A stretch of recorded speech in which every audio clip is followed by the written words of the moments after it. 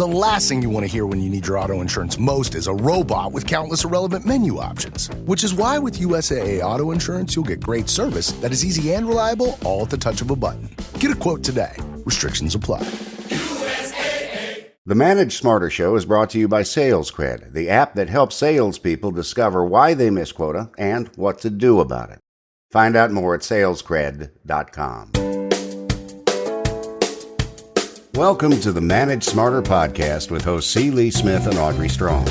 We're glad you're here for discussions on new ways to manage smarter, hire, develop, and retain talent, improve results, and propel team performance to new heights.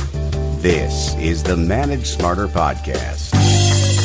You know, Lee, I know you wrote the book Sales Cred, and it's a great book. Everybody get it on Amazon. But we have another expert in credibility in general, digital credibility, which is very specific. She's got some great tips. I saw her session in Chicago. It was fantastic. Yeah, it's virtual credibility, and it's a key part of sales cred and sales credibility, because it's not just what you say, but it's also how you say it. And so since the pandemic, being able to do it on camera and being able to try to make that same kind of connection, online that we try to do in person, it's a challenge. Quite frankly, it's something that I'm trying to get better at every day. So I'm really looking forward to today's session. That's right. Welcome to Manage Smarter, everyone. I'm Audrey Strong, the Vice President of Communications here at Sales Fuel.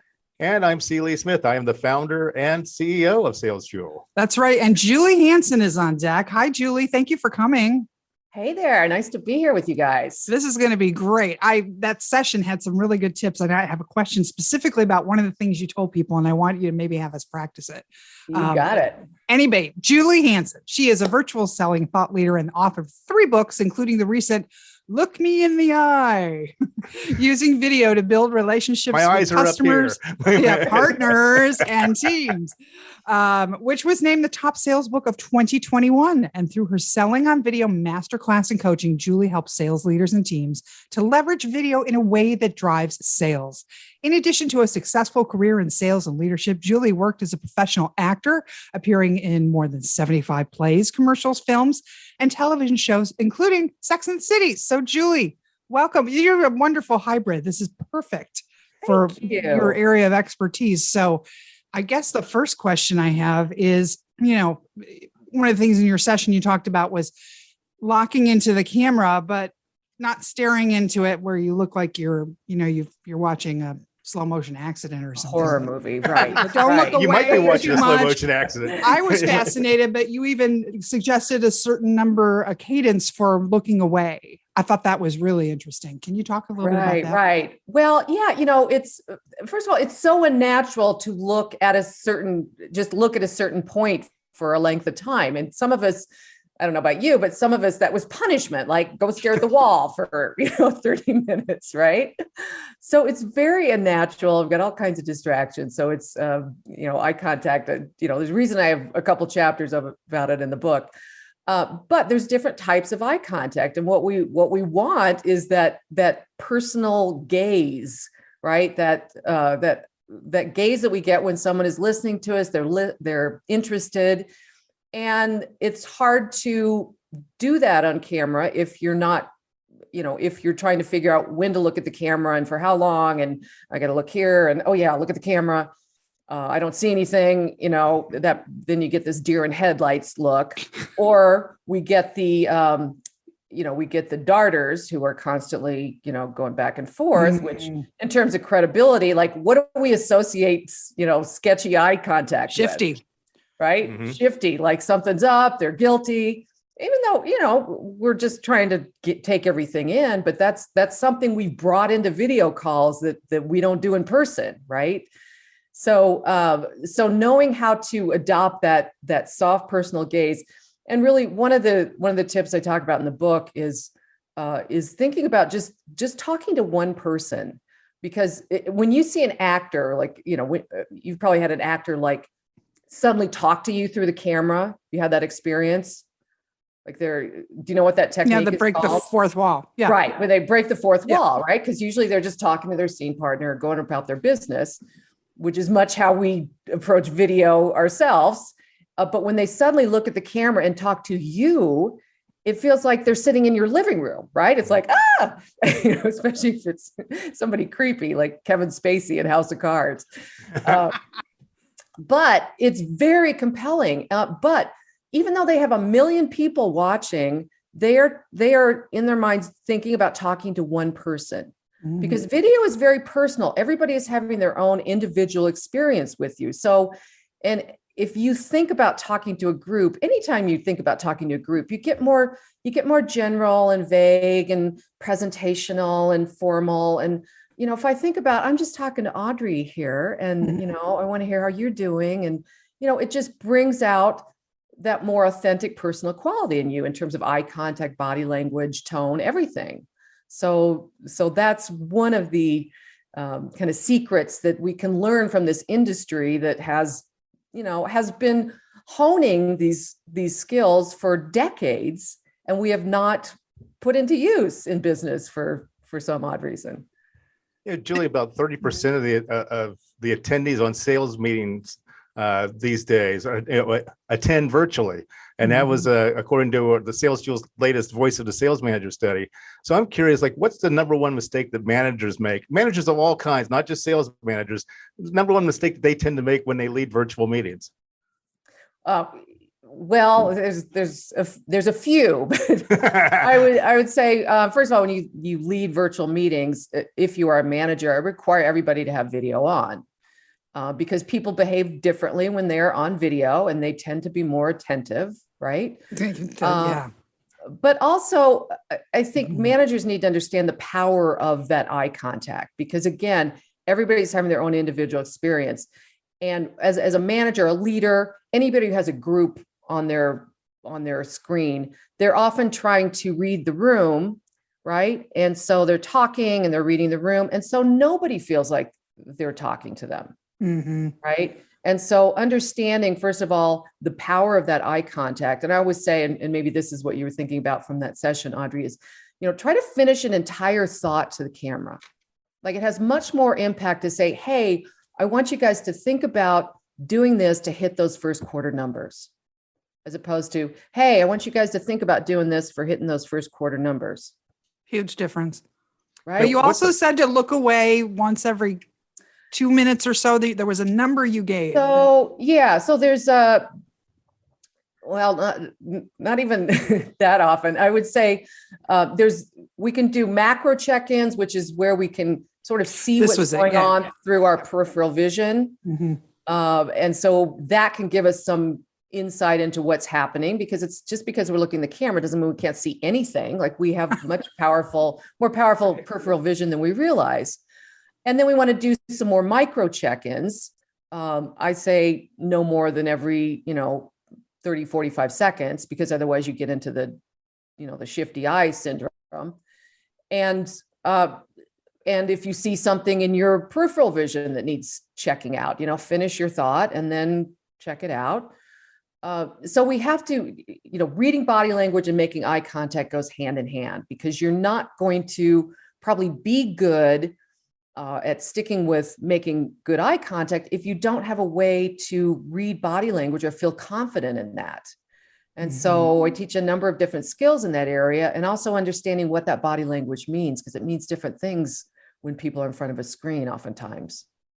Now let's talk. Go ahead. How can you tell the proper position for your camera and exactly where to look when? I mean, it's something that I struggle with. It's like, now, fortunately, I've got a light that I can look at right now. Right. That helps me. But if you don't have that, then it's like, what's the best way to figure it out? Well, and it's amazing, because we've been on video for a while, how many people have still not figured that out. And I think managers make the mistake assuming that their people have figured these things out because they had a virtual selling class 2 years ago, right? Most people don't have a very good awareness of how they're coming across on the screen. And so it takes oftentimes an outside observer to go, hey, you look like you're looking down at me, right? I mean, it's really important in terms of relationships to be on an equal status. And if you look like you're looking down at somebody or looking up, that conveys a whole different, level of confidence or insecurity, however you look at it. So first of all, knowing where your camera is, and it's harder if it's in your screen. But if you've got a if you've got a webcam, it's easier to instantly locate that. And just practice, because it becomes muscle memory. And that's what all this is. All these techniques that I teach in the book, they can become muscle memory, just like we learned to do certain things when we presented in person, right? We learned how to, if we were showing something on a screen behind us, we learned how to perhaps position ourselves so people could see that, right? That's not natural.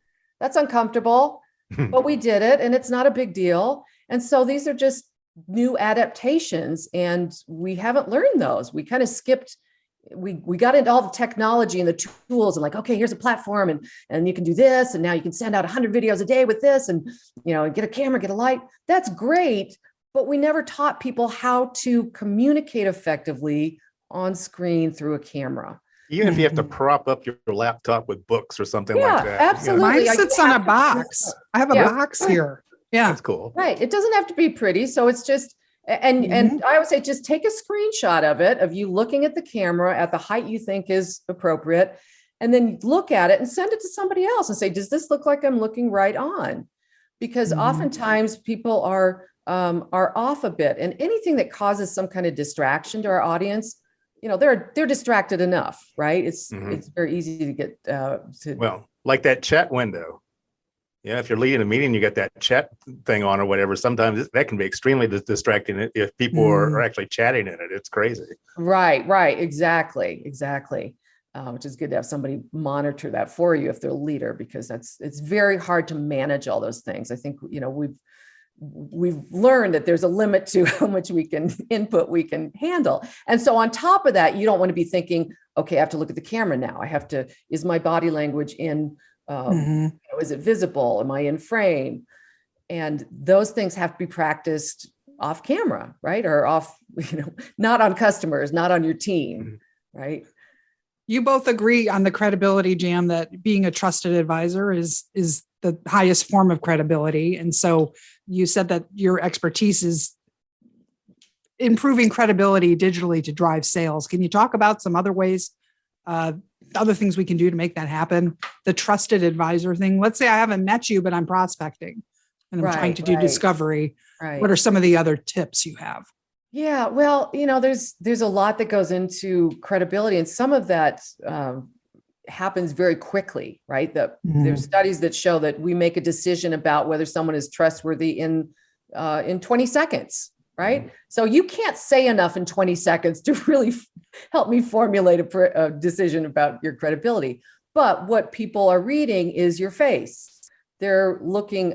There's a study that shows they can see someone, they can watch someone else just listening to another person, and decide if that person listening is credible or not. So all these cues are coming in, and we need to make sure that the cues that we're giving off in this small space are serving us, right? Because I always say people are, most salespeople are credible people. Like, they're doing their best, they're trustworthy. I'm not going to teach you to be a credible person. I'm going to assume you're already credible. But is that credibility being conveyed on screen? That's the question. Do you have virtual credibility? Which all it means is, are you perceived as credible on screen?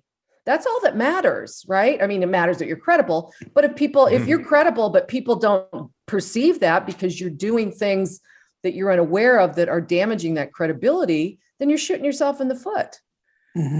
Yeah. And Audrey, it's like, since you addressed it to both of us, it's like, I would add that, it's what you say on camera, and how you're seen visually, how you say it certainly is one key part of it, but there's other key parts of it as well. It's like, how you show up in email, in text, as well as how you show up even before the meeting, because they're going to research you before the meeting. And if they don't perceive you as credible, in what they read about you before they meet with you or whatever, their mind may already be made up. You may not even get those 20 seconds, quite frankly. And then that also, the other thing, that 20 seconds, I'm thinking about that is, it's really important then that they can see that you like them, that you're actually engaged and you're looking forward to talking to them. I've been looking forward to this interview for a couple of days, for example, as opposed to, having a scowl on your face or looking away or looking at your watch or something like that. And I think that's a really great way to something to keep in mind when you're making that connection. Does that make sense to you, Julie? Absolutely. I love that. And what makes people start to doubt you is that incongruency, right? Mm-hmm. And there's a lot of incongruency on video. I can't tell you how many times I have somebody get on video with me and they're like, oh, it's so great to see you. Like, is it? Is it? Because I look at your face, I'm not you sure. don't look very happy about it. Like you just bit into a pickle. Right. Or in sales, it's like, this is going to save you $100,000 a year. And it's like, I'm like, is that good news or bad news? Because I don't know if I didn't hear the words, right? We're relying on our words to do all the work. And that's not how people form opinions or make decisions, right? We're applying logics to a non-logical process. So certainly all those things have to be in place. We have to do all those things that help build trust. We have to, do what we say we're going to do. We have to follow up. We have to be, tell the truth, even when it doesn't benefit us, and all these things. But that's the foundation. If you also need to show up in a way that supports the fact that you're a credible person, it makes it easy for people to see that. Mm-hmm. So in your book, you talk about the importance of showing your hands on video. So why is that so important for leaders and managers? Well, it's interesting because let's all show our hands. Let's all show our hands. So there's showing open hands is a old sign of like, I have nothing to hide, right? It goes back to the caveman. I don't have a stick behind my back. I don't have any weapons. Yeah, I'm all good, right? So that is like ingrained in us. And there's also something that happens when we shake hands, right? There's you're familiar with the chemical oxytocin, which is in the brain, that it releases and it helps people build trust and form relationships. They call it the love hormone, but it does so much more than that.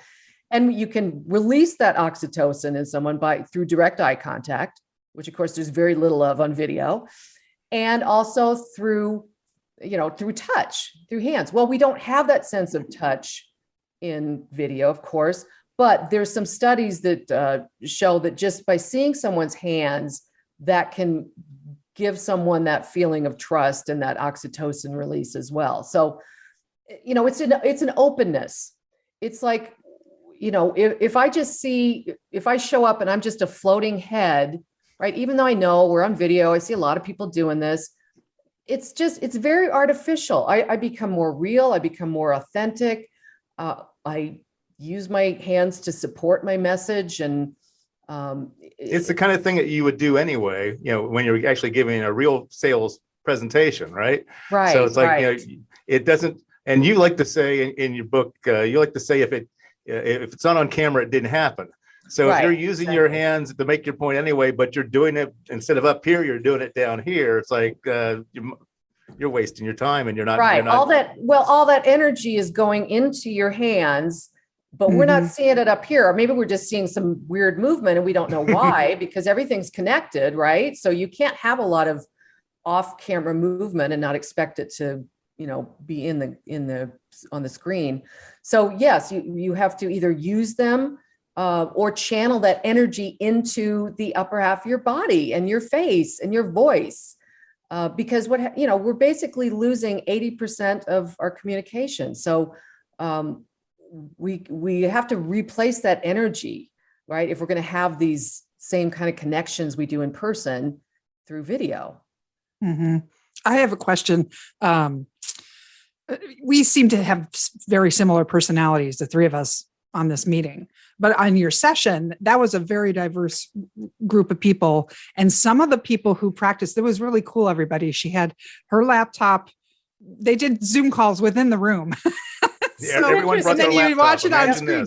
Yeah. But there were some folks that would seem like a very low energy. So in terms of the energy, and not coming across as manic or hyper, but matching energy of the person you're talking to builds credibility. What about the whole feel of energy? Because some of those people were very low energy when they were practicing. Yes. And I was like, come on. Right. And it's funny, you might have a conversation with them in the hall and they'd be like, so anyway, I'm going to do this. And I saw this great speaker.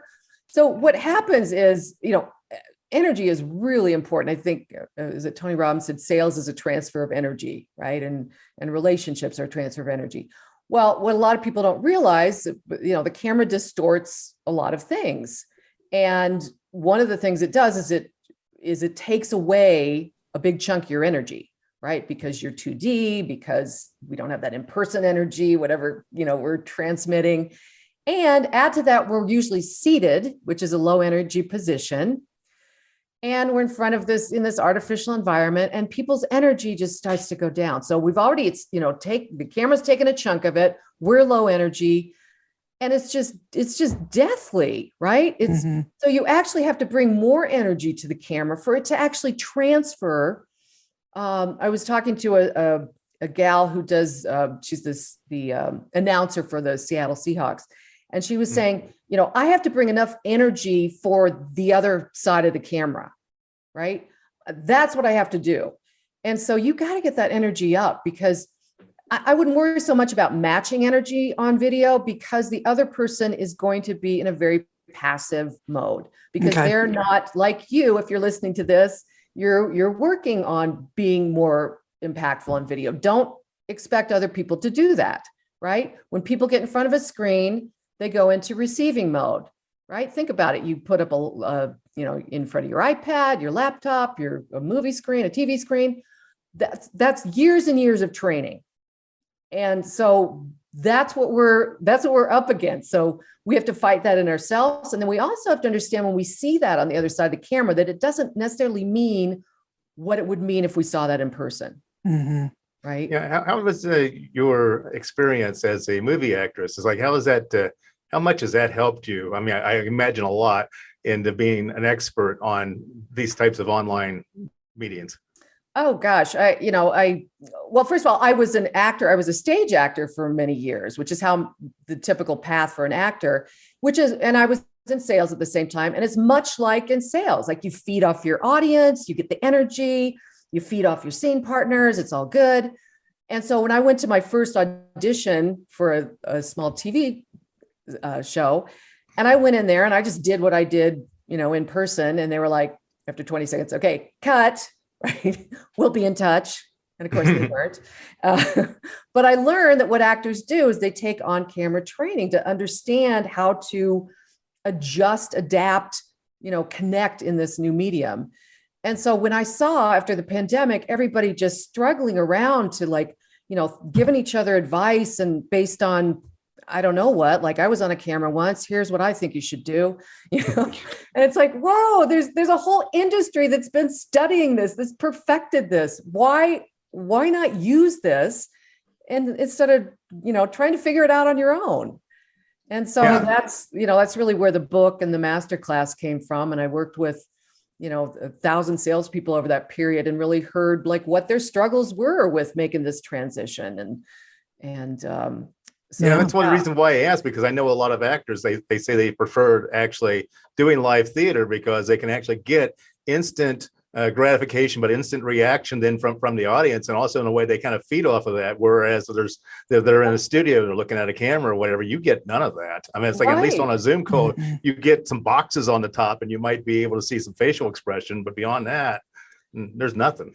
And so you have to fill in those gaps, and that's what I talk about. What happens is, we have this natural communication loop that we're familiar with, that we've known since we were babies. Like, you say something, you get feedback in terms of either verbal or nonverbal from the other person that gives you the right energy to respond appropriately, or, and it continues. Well, that loop is broken on video, right? Mm-hmm. Either because the other person doesn't have their camera on, or you're not looking at them all the time. You can't look at everyone. Or you're sending a video to someone. There is no communication loop. And so you have to fill that in, because if you are just talking to no one in the air, it's not going to land. It doesn't feel authentic. It doesn't feel personal and intimate. And that's why so many of these videos in sales and marketing are not working. And we're wasting a lot of time creating these things that don't connect with people. Mm-hmm. And so we have to learn how to fill that gap. This has been a very educational 20 plus minutes. And I I encourage everybody to go to juliehansen.live, right? And it's HANSEN, not ON, everybody. Correct. The And Danish way. yeah, you want to talk a little bit about the courses in the class before we wrap? Sure. Yeah. So I encourage everybody. The book is a real how-to manual, I think, as you probably know, Celie, from reading it, and goes into a lot more detail about all these things. And then the masterclass is a series of videos that I created to model a lot of these techniques from acting and how we can apply them in business, and also go through, here's how to apply this. Here's an exercise to do, because what happens is people look at themselves on video and they go, I don't like it. I don't know why, but I don't like it. And I don't know what to do about it. Right. So this really helps them in a constructive way walk through, okay, let's work on the eye contact. Let's work on the body language. Let's work on the energy. Let's work on how to deal with people who are very passive on video. And so just gives them a framework, because what too many people are doing is they're practicing on calls that matter, right? They're practicing on calls with their manager, or they're practicing on calls with their customer. And that's very, very dangerous. You need to be fully present for those. And so this helps you develop that muscle memory.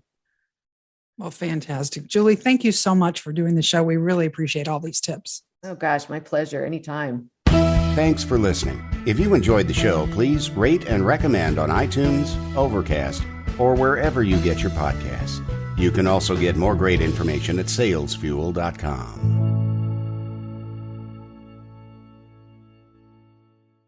This podcast is a part of the C-Suite Radio Network. For more top business podcasts, visit c-suiteradio.com.